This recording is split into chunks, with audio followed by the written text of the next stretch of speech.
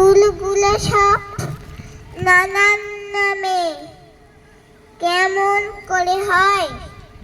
পাতাগুলো সবুজ কেন ফুলের মতন নয়? তিনি কেন মিষ্টি এত? তেঁতুল কেন টক? কোকিল কেন কালো এমন? ফর্সা কেন বক? দুধ কেন মা এত সাদা? নলিন কেন ঝাল? আমগুলো সব পাকলে পরে কেন হয় মালাল?